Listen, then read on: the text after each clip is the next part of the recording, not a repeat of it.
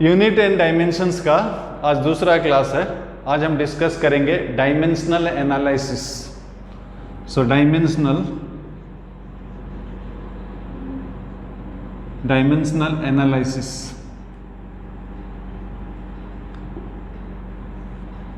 ये आज डिस्कस करेंगे।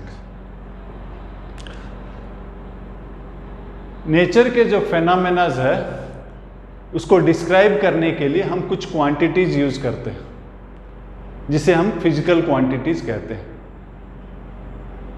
To express the laws of physics we use certain quantities and these quantities are called physical quantities. So certainly बहुत सारा physical फेनोमेनाज है, सो बहुत सारा फिजिकल क्वांटिटीज होगा, लेकिन सब जो है सब फिजिकल क्वांटिटी इंडिपेंडेंट नहीं है। हम बहुत सारा क्वांटिटीज को एक मिनिमम नंबर ऑफ क्वांटिटीज को लेकर एक्सप्रेस कर सकते हैं।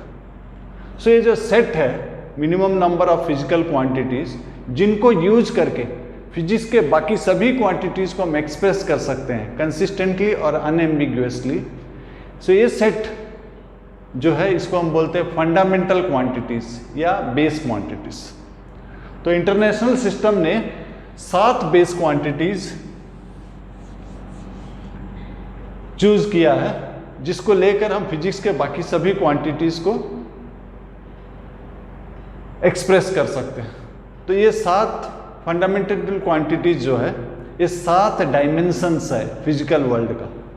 सो ये जो 7 बेस क्वांटिटीज या फंडामेंटल क्वांटिटीज जो है 7 डायमेंशंस है फिजिकल वर्ल्ड का। तो 7 फंडामेंटल क्वांटिटीज क्या क्या है?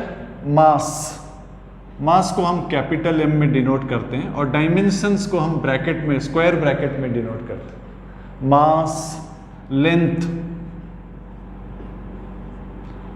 टाइम। सो स्क्वायर ब्रैकेट जो है वो डायमेंशंस होता है। सो मैकेनिक्स के लिए हमें 3 चाहिए। फिर नेक्स्ट हीट के लिए टेम्परेचर को या तो केल्विन में करते हैं या फिर थीटा यूज करते हैं।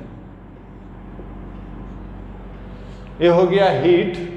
नेक्स्ट है करंट इलेक्ट्रिसिटी में जो फंडामेंटल क्वांटिटी चूज किया गया वो है इलेक्ट्रिक करंट, जिसको हम एम्पेयर लिखते हैं या फिर IV लिखते हैं।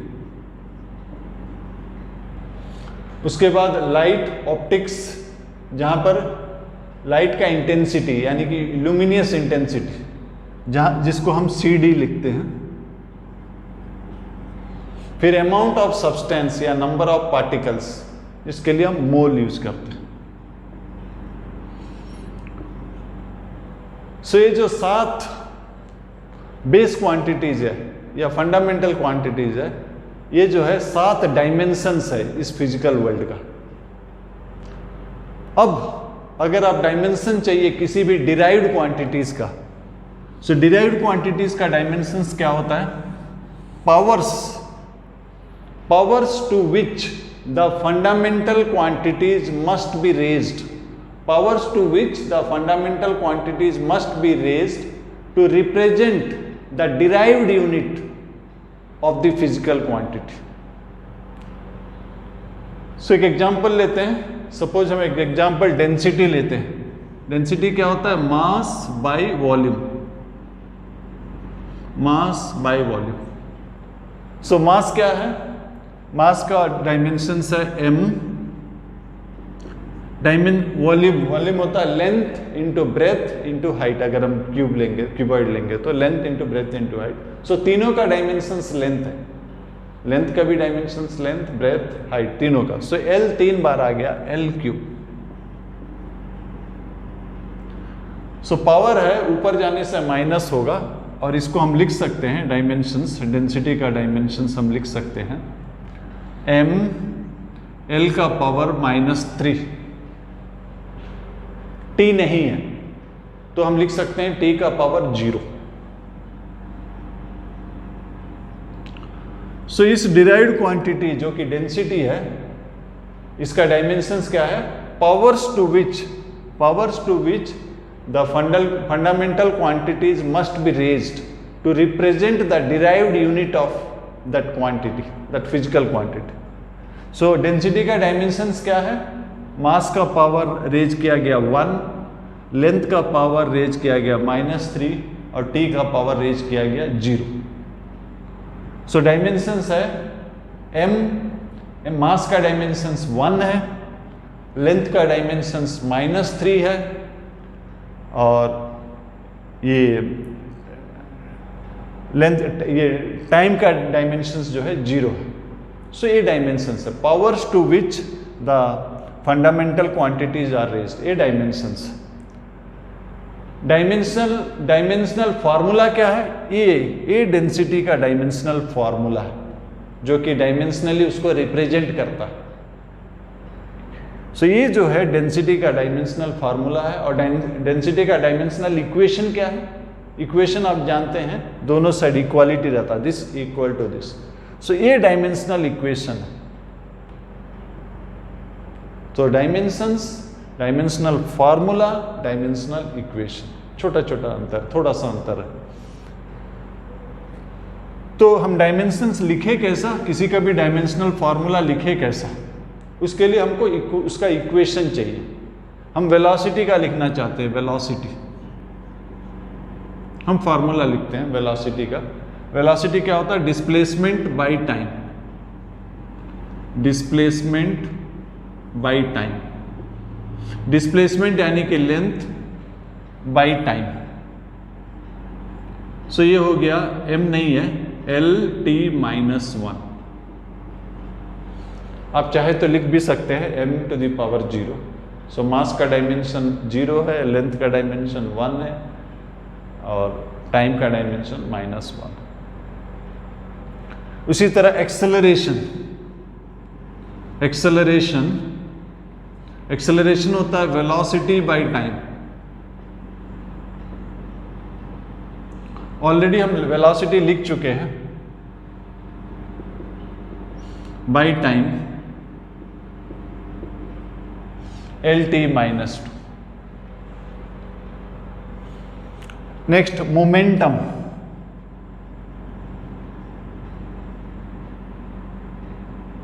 हम कुछ डिराइव्ड क्वांटिटीज का डायमेंशंस लिख रहे हैं और डायमेंशंस लिखने के लिए हमें क्या चाहिए? कोई भी एक इक्वेशन चाहिए relating that derived quantity. So momentum आपको मालूम है क्या होता है? मोमेंटम का सिंबल P है, mass into velocity. So mass, velocity already हम लिख चुके हैं. फोर्स, फोर्स क्या होता है? Mass into acceleration. So mass, acceleration already लिख चुके हैं. तो कोई भी डिराइव्ड क्वांटिटी का अगर आपको डायमेंशंस लिखना है तो उसका इक्वेशन जानना जरूरी है, वो किस तरह से बाकी क्वांटिटीज के साथ जुड़ा हुआ है. अगर वो इक्वेशन आपको मिल जाता है तो आप आराम से लिख सकते हैं. एनर्जी लिखते हैं, वर्क लिख लेते हैं. वर्क क्या होता है? Force into displacement. Force already हम लिख चुके हैं, mL-T-2 इंटू डिस्प्लेसमेंट. डिस्प्लेसमेंट क्या है? L. सो ये कितना हो जाएगा? m L का power 1 + 1 2 T-2. Energy,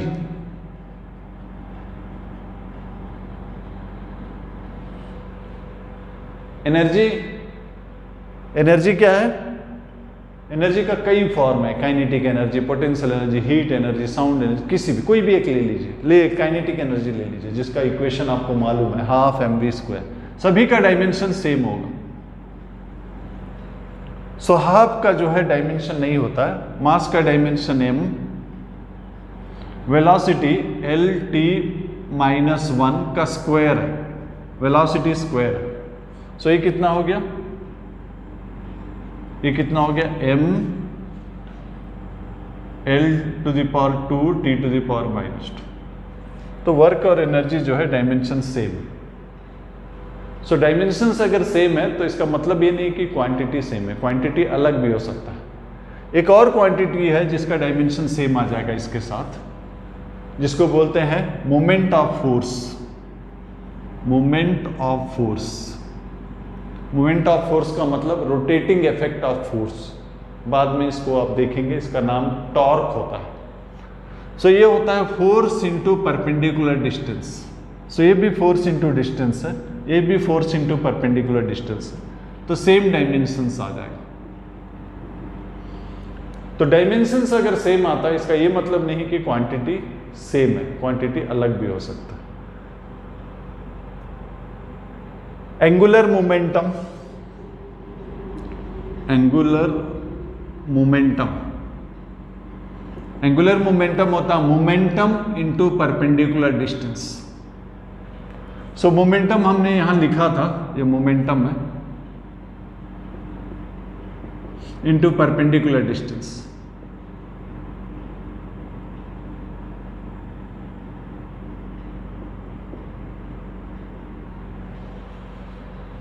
momentum into perpendicular distance, ये किसके साथ बराबर आ गया? Angular momentum, momentum into perpendicular distance. यहां किसी के साथ बराबर नहीं आया, अलग है।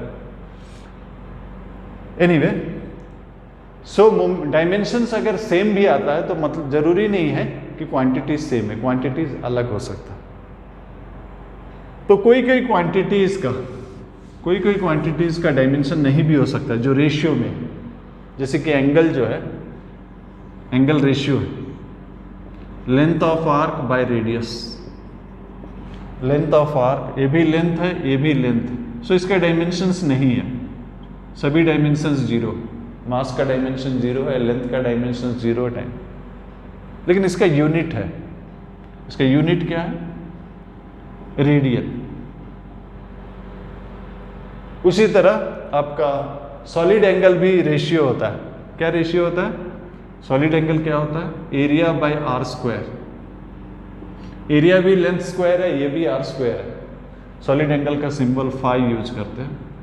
एरिया भी एल स्क्वायर है, नीचे भी एल स्क्वायर है, कट गया, कोई डायमेंशंस नहीं है, बट यूनिट है स्टेरेडियन। इसी तरह आप और याद कीजिए कहाँ कहाँ, relative density, density of body by density of water at 4 degree centigrade, ratio है डेंसिटी बाय डेंसिटी, कोई डायमेंशंस नहीं है। Strain, change in length bye original length नहीं है। Refractive index, velocity of light in vacuum by velocity of light in medium, ratio, तो उसका dimensions नहीं। सो बहुत जहां जहां रेशियो हमको मालूम है वहां डायमेंशंस नहीं होता है, सेम टाइप का रेशियो अगर होगा तो। नेक्स्ट, ये जो मैकेनिक्स में आपको 3 ठो चाहिए, 3 क्वांटिटी चाहिए जिससे आप बाकी सभी का डायमेंशंस ले सकते हैं। और एसआई में जो 3 फंडामेंटल है वो है मास, लेंथ और टाइम। इसके आगे अगर हम चलते हैं, हीट अगर पहुंच जाते हैं, हीट में अगर हमको डायमेंशन निकालना है किसी भी का, हीट में भी बहुत सारा क्वांटिटी इन्वॉल्व है। अभी मैं बहुत ज़्यादा नहीं लूँगा क्योंकि अब हमारा एम्फोसिस जो है डायमेंशंस निकालने का, याद रखने का नहीं है। आपको कोई भी बुक खोलिए या मेरा बुकलेट में बहुत सारा दिया होगा, आप उसको याद मत रखिए, उससे फ़ायदा नहीं होगा, क्योंकि एग्जाम में जब आएगा तो बिल्कुल नया दिया होगा। तो प्रोसेस याद रखिए, उसको याद रखने का कोशिश मत कीजिए। सो इससे हम स्पेसिफिक हीट का निकालते हैं, डायमेंशंस हीट का चैप्टर का। सो हीट का चैप्टर का स्पेसिफिक हीट निकालते हैं, स्पेसिफिक हीट। सो हीट होता है, ये हीट का सिंबल है mass, specific heat, change in temperature. So ये हीट है, हीट क्या है? फॉर्म ऑफ एनर्जी है। सभी एनर्जी का सेम डायमेंशन होगा, mL²T-2, इधर भी m है, c। टेम्परेचर, टेम्परेचर को आप k लिखिए या थीटा लिखिए, मैं k लिख रहा हूं। सो मास दोनों साइड कट जाता है, c हो जाएगा L²T-2, k इधर चला गया -1। सो ये डायमेंशंस, और डायमेंशनल इक्वेशन कुछ इस तरह से, ये डायमेंशनल इक्वेशन। ये हीट का जब जो चैप्टर आएगा उस वक्त आप लिख लीजिएगा, ज़्यादा बेटर रहेगा। अभी से बहुत कुछ याद रखने की कोशिश कीजिए। अगर कुछ कुछ आप क्लास 10 में पढ़े उसको हम ले लेते हैं। आप इलेक्ट्रिक फील्ड पढ़े होंगे क्लास 10 में, इलेक्ट्रिक फील्ड पढ़े होंगे, उम्मीद करता हूँ पढ़े होंगे, नहीं तो पोटेंशियल डिफरेंस तो पढ़े होंगे ना, पोटेंशियल डिफरेंस पढ़े होंगे। खैर इलेक्ट्रिक फील्ड भी बिकॉज मैंने लिखा हूँ कंटिन्यू कर जाता हूँ। इलेक्ट्रिक फील्ड जो होता है फोर्स बाय चार्ज होता है। फोर्स क्या होता है? mLT-2। चार्ज क्या होता है? करंट को A लिख सकते हैं, ये I। सो चार्ज जो है करंट इनटू टाइम। सो ये कितना हो गया? mLT-3 current -1। ए डायमेंशंस हो गया, ब्रैकेट यूज करेंगे। पोटेंशियल डिफरेंस क्या होता है? Work by charge, work done to bring unit charge from infinity to the given point without acceleration. So work का हमने देखा था mL²T-2 बाय चार्ज। तो इसको आप ले लीजिए mL²T-3A-। तो इस तरह से हम डायमेंशंस लिख सकते हैं प्रोवाइडेड हम इक्वेशन जानते हो। मैग्नेटिक फील्ड का कोई इक्वेशन आपने क्लास 10 में पढ़ा है? याद कीजिए, शायद आपने पढ़ा होगा। F equal to force is equal to current magnetic field into length. So magnetic field निकालना है। फोर्स हो गया mLT-2 करंट एम्पायर लिख लीजिए, B निकालना है, ये लेंथ। सो लेंथ कट जाएगा, आपको B निकालना है, लेंथ कट गया, mT-2A-। सो कोई भी क्वांटिटी का डायमेंशंस लिखने के लिए आपको इक्वेशन चाहिए। सो ये सब जो है आपने पढ़ा है, टर्म्स आपने पढ़ा है। कुछ नया अगर इक्वेशन मिलता है, जैसे कि एक इक्वेशन न्यूटन्स ग्रेविटेशन लॉ बताता है कि दो पार्टिकल के बीच में अगर सेपरेशन r है तो उनके बीच में जो ग्रेविटेशनल अट्रैक्शन है उसको इस फार्मूला से दिया जा सकता है,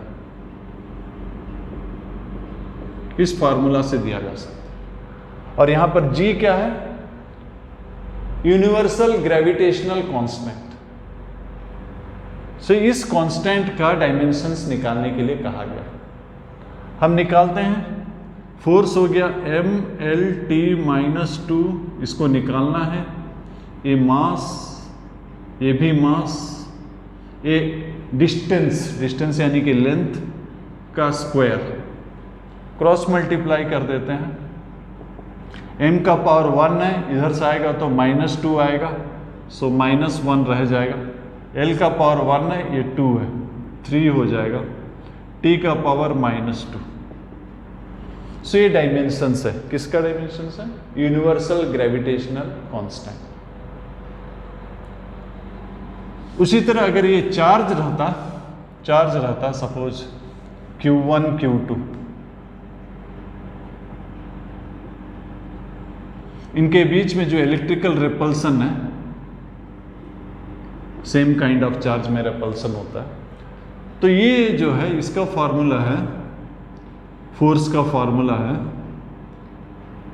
Q1 Q2 बाई r²। एक कांस्टेंट है 4πε0, एक कांस्टेंट। 4π तो खैर नंबर है, इसका डायमेंशन नहीं होता।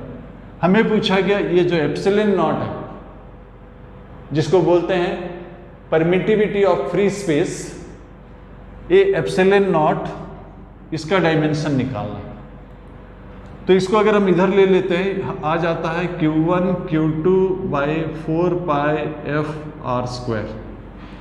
अब डायमेंशंस अगर लिखते हैं, डायमेंशनल इक्वेशन लिखते हैं, तो नंबर का डायमेंशन नहीं होता है।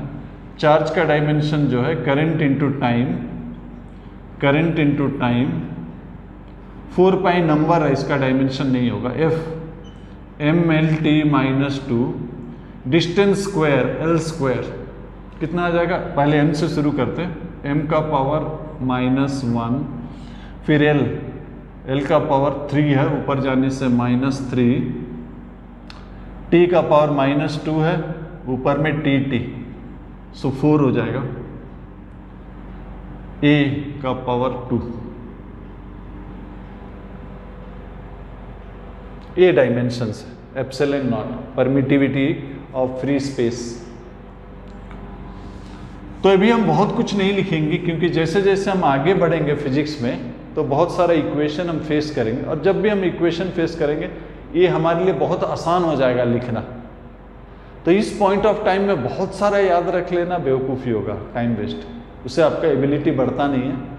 तो जितना आप जानते हैं, आप जितना कुछ जानते हैं 9-10 में पढ़ें, सिर्फ उसका लिखने का कोशिश कीजिए, दैट इज सफिशिएंट, अभी के लिए उतना सफिशिएंट। तो आगे बढ़ते हैं। तो क्वेश्चन ये है कि सपोज फंडामेंटल क्वांटिटीज जो है, एसआई ने 7 फंडामेंटल लिया, लेकिन हमें कहा गया कि फोर्स, मोमेंटम और टाइम को फंडामेंटल लीजिए, और मास को डिराइव्ड क्वांटिटी, मास को डिराइव्ड मान के इसका डायमेंशंस निकालिए। इसको फंडामेंटल लीजिए, मास को डिराइव्ड मानकर उसका डायमेंशंस निकालिए। सो पहला प्रश्न उठता है, क्या इसको हम फंडामेंटल ले सकते हैं? फंडामेंटल के लिए मैकेनिक्स में 3 टर्म जरूरत है, 3 टर्म्स होने से मैकेनिक्स के सभी क्वांटिटीज को हम एक्सप्रेस कर सकते हैं। लेकिन दूसरा जो कंडीशन है, all the fundamental quantities should be independent of each other. क्या ये तीनों इंडिपेंडेंट है? फोर्स जो है rate of change of momentum, change in momentum by change in time, so ये रिलेटेड है। फोर्स आपने इन दोनों में एक्सप्रेस कर चुके, तो इसलिए इसको हम फंडामेंटल ले ही नहीं सकते। तो क्वेश्चन अगर ऐसा दिया है तो हम आंसर में क्या लिखेंगे?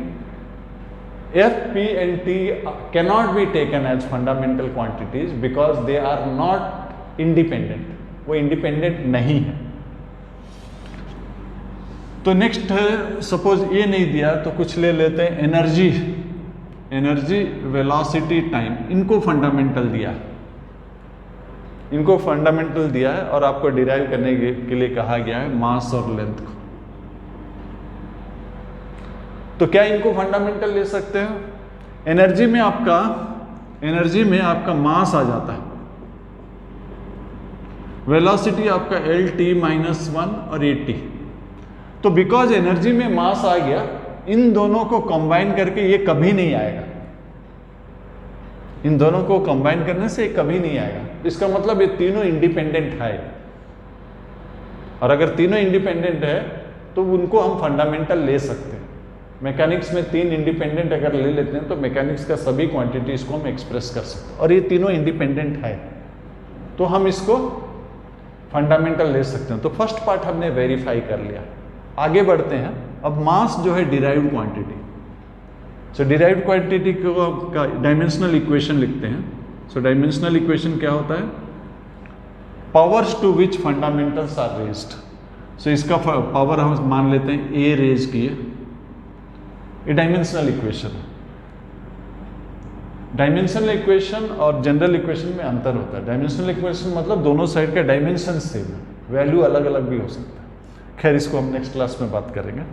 सो यहाँ पर डायमेंशनल इक्वेशन ले रहे हैं, सिर्फ डायमेंशंस ले रहे हैं। तो हमारे लिए एनर्जी, वेलोसिटी और टाइम जो है दिया गया है फंडामेंटल या बेस क्वांटिटीज, और ये जो है डिराइव्ड क्वांटिटी है। इस डिराइव्ड क्वांटिटी का डायमेंशंस निकालना। So derived quantities are those which can be raised to the powers of fundamental quantities. So E का पावर मान लेते हैं A है, वेलोसिटी का पावर B है, और टाइम का पावर मान लेते हैं C। सो खाली m में मतलब m का पावर 1, L का पावर 0, T का power 0, energy m L² T-2 का power A, velocity L(t-1) B, ये T का पावर C। सो m L0 T0 power send होता है, m का पावर A है यहाँ पर, ये होल का पावर A मतलब m का पावर A हो गया। इधर m नहीं है, इधर m नहीं है। L का पावर यहाँ 2 × A 2A, यहाँ 1 × B, उधर L नहीं है। T का power -2 × A -2A -1 × B -B + C। तो पावर्स इक्वेट करते हैं, यहाँ m का पावर 1 है, यहाँ m का पावर a है, सो a हो गया 1। यहाँ l का पावर 2a प्लस b है और यहाँ l का पावर 0 है। इससे क्या पता चल रहा है? b जो है -2a, a कितना है 1, सो b जो है -2। नेक्स्ट t का पावर लेते हैं, t का पावर क्या है? -2a minus b plus c। इधर t का पावर क्या है? 0। सो वैल्यू डाल देते हैं, a हो गया 1, b कितना है -2 plus c equal to 0। So ये -2 plus 2 plus c equal to 0। So c जो है 0। सो डायमेंशनल इक्वेशन क्या हो गया? m डायमेंशनल इक्वेशन हो गया e का पावर a, e का पावर a यानी कि 1, b का पावर b यानी कि -2 और t का पावर 0। ये डायमेंशनल इक्वेशन।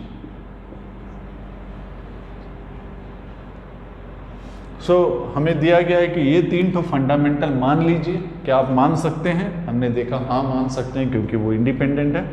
ये तीनों अगर आपका फंडामेंटल है तो ये इनको आप डिराइव्ड मान के इनका इक्वेशंस निकालिए, इनका जो है डायमेंशनल इक्वेशन निकालिए। तो हमने पावर्स इक्वेट करके निकाल लिया। नेक्स्ट हमें लेंथ का निकालना है। लेंथ का निकालना है तो लेंथ का भी हम इसी तरह से करेंगे, लेकिन हम देख पा रहे हैं कि लेंथ जो वेलोसिटी जो है LT-1 है वेलोसिटी। इसमें अगर हम टाइम को मल्टीप्लाई कर देते हैं, वेलोसिटी में अगर हम टाइम को मल्टीप्लाई कर देते हैं, इधर भी मल्टीप्लाई कर देते हैं, तो ये L बन जाता है। तो L का डायमेंशन क्या हो जाएगा? V इंटू टी, यानी कि m का पावर 0, v का पावर 1, t का पावर 1। सो m का डायमेंशंस निकालने के लिए हम मेथड यूज किए, और मेथड काफ़ी लंबा होता है क्योंकि आप दोनों साइड लिखते हैं, पावर्स इक्वेट करते हैं। आप अगर मैनिपुलेशन या ऑब्जर्वेशन से निकाल सकते हैं, इसके लिए थोड़ा आपको प्रैक्टिस करना पड़ेगा, तो वो काफ़ी आसान हो जाता है। इन दोनों से लेंथ को निकालना था। आप इजीली देख सकते हैं, अगर मल्टीप्लाई करेंगे t का पावर -1, t का पावर 1 कट जाता है, l निकल जाता है, यानी कि l जो है मल्टीप्लिकेशन है v और t। सो v का पावर 1, t का पावर 1, e नहीं है, सॉरी m लिखा हूँ, e लिखना चाहिए क्योंकि fundamental quantities e v t है। सो ये तीनों फंडामेंटल। सो कोई भी क्वांटिटीज जिसको लेकर फिजिक्स का सभी क्वांटिटीज को हम एक्सप्रेस कर सकते हैं, वो होता है फंडामेंटल या बेस क्वांटिटीज, और बाकी सबको हम डिराइव्ड क्वांटिटीज कहते हैं। डिराइव्ड क्वांटिटीज का अगर डायमेंशंस लिखना है, the powers to which the fundamental quantities must be raised to represent the derived unit of that quantity.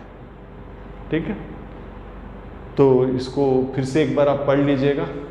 Material आप डाउनलोड किए होंगे उम्मीद करता हूँ, तो इसको आप थ्योरी को एक बार फिर से पढ़ लीजिएगा, सॉल्व एग्जांपल्स को केयरफुली देखिएगा और प्रैक्टिस पेपर कीजिएगा। कल मैं इसका प्रैक्टिस पेपर का वीडियो अपलोड करूँगा।